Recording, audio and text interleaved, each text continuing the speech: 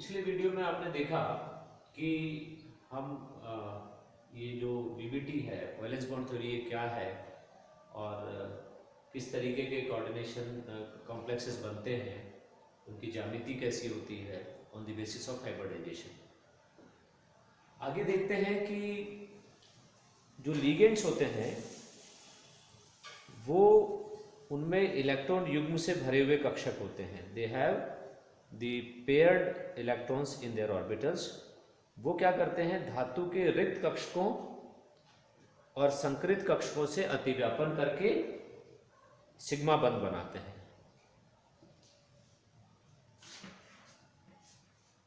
Ligands gives there electron pair. ये electron pair को बता रहा है कि electron pair is given to hybridised orbitals of metal from ligands.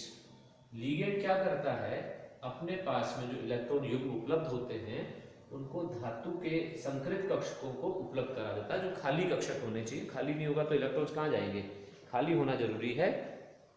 और इस प्रकार के अतिव्यापन से सिग्मा बंध बनता है।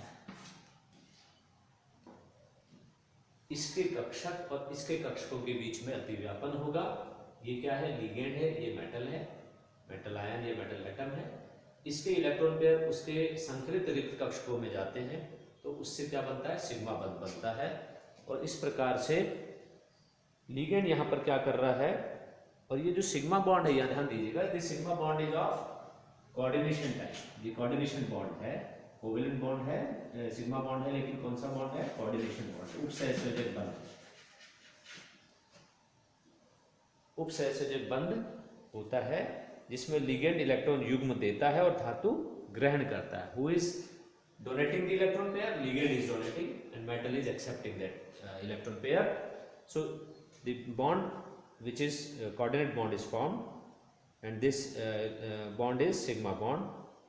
और इसको हम इस तरीके से दर्शाते हैं, इस बॉन्ड को हम इस तरीके से रिप्रेजेंट करते हैं, L2L। अब एक और तरीका हो सकता है कि धातु के पूर्ण भरे कक्षक लिगेंड के रिक्त कक्षकों से पाई बंध बनाने की क्षमता रखते हैं। धातु के जो पूरे भरे हुए कक्षक होते हैं वो लिगेंड के रिक्त कक्षकों से पाई बंध बनाने की क्षमता रखते हैं। मतलब मेटल टू लिगेंड। और ये बंध कैसा होता है, पाई बॉन्ड होता है।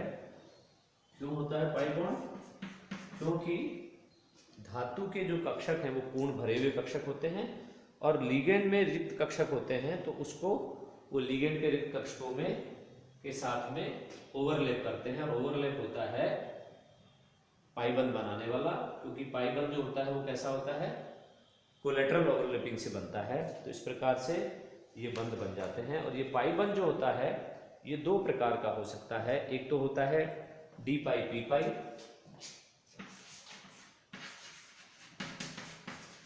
और एक होता है डी पाई डी पाई।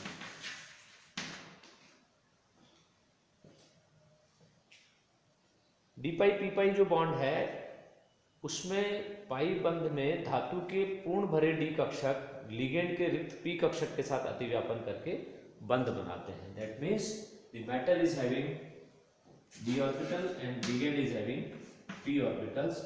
इनके साथ में कोलेटरल ओवरलैपिंग होती है और पाई बॉन्ड बनता है, इसलिए इसको डी पाई पी पाई ओवरलैपिंग कहते हैं और डी पाई पी पाई बॉन्ड कहते हैं।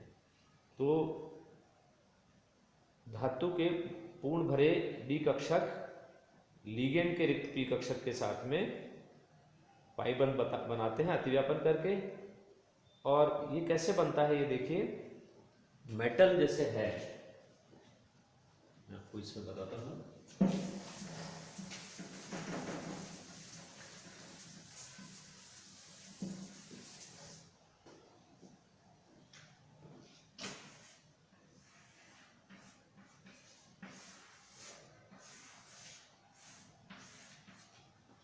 ये मेटल है जिसके कक्षक हैं ये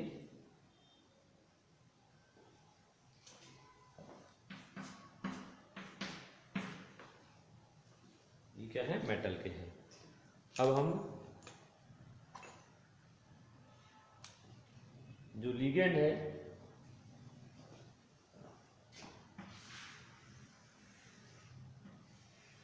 ऐसा बताया था, लिगेंड का P यहां ओवरलैपिंग हुआ है, और लिगेंड में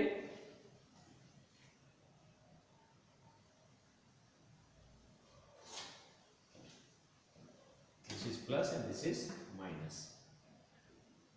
ये क्या है, लिगेंड का P ऑर्बिटल है, और ये क्या है, मेटल का D ऑर्बिटल है। तो this kind of overlapping gives you d pi p pi bond, d pi p pi। और इस प्रकार के जो बॉन्ड होते हैं पाई बॉन्ड्स, वो कौन बनाता है,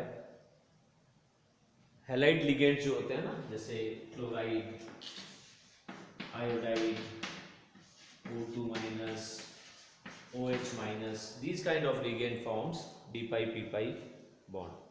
OR भी इसी प्रकार का बॉन्ड बनाता है। तो ये मेटल का डी कक्षक, ये लिगेंड का पी कक्षक, इनके बीच में इस प्रकार की ओवरलैपिंग हुई, डी पाई पी पाई बॉन्ड बना। और दूसरे प्रकार के जो बॉन्ड होते हैं वो जैसा बताया था आपको, डी पाई होते हैं। अब इसमें क्या होता है, दोनों ही डी है, मेटल का भी डी कक्षक होगा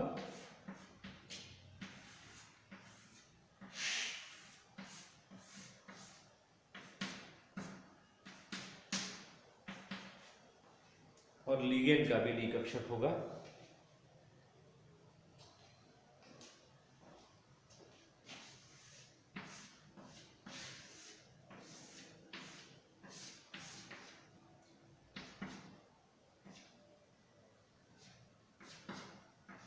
ये ओवरलैपिंग हो गई, इसका डी कक्षक मेटल का और लिगेंड का भी डी कक्षक, इसलिए डी पाई कहलाएगा। और इसमें क्या होता है,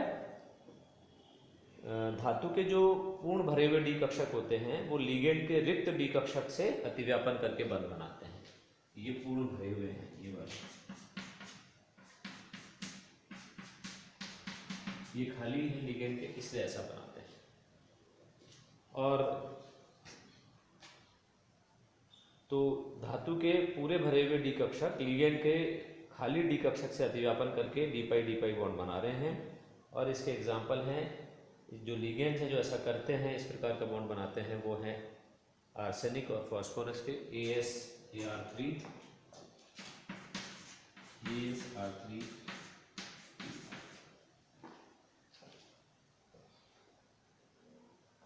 PF3। ये जो लिगेंड्स हैं, ये जो लिगेंड्स हैं वो क्या बनाते हैं, डी पाई बॉन्ड बनाते हैं। इस प्रकार का इनमें अतिव्यापन होता है। और पाई बंध से क्या होता है, संकुल का स्थायित्व तो बढ़ता है, stability increases due to the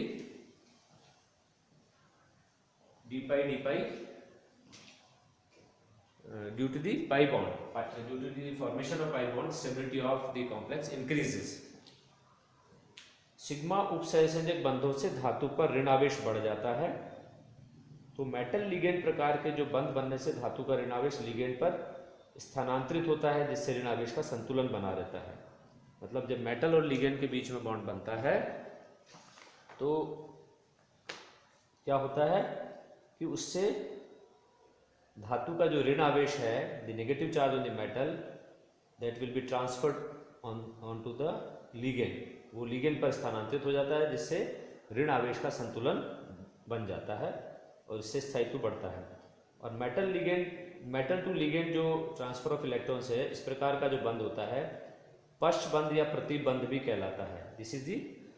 these are the kinds of back bonding, ये बैक बॉन्डिंग भी कहलाता है, इसको हिंदी में कहते हैं पश्च बंध। क्योंकि इसमें लिगेंड द्वारा धातु को जो ऋणावेश दिया जाता है कुछ सीमा तक पुनः लिगेंड पर चला जाता है। लिगेंड धातु को जो ऋणावेश दे रहा है वो वापस कुछ हद तक लिगेंड पर स्थानांतरित हो जाता है, इसलिए इसका बैलेंस बन जाता है और इससे स्थायित्व बढ़ जाता है। और पॉलिंग ने जो किया था, उसने ये किया कि संकुल में उपस्थित अयुग्मित इलेक्ट्रॉनों की संख्या और उसके चुंबकीय गुण के मध्य संबंध को स्पष्ट किया। उसने क्या किया पॉलिंग ने? Magnetic properties are related with unpaired electrons. तो इसको अपन बहुत सारे एग्जांपल्स लेके समझ सकते हैं, और on the basis of this theory we can explain the geometry of the complexes. तो ये क्या है? संयोजकता बंध सिद्धांत है जो हमने देखा।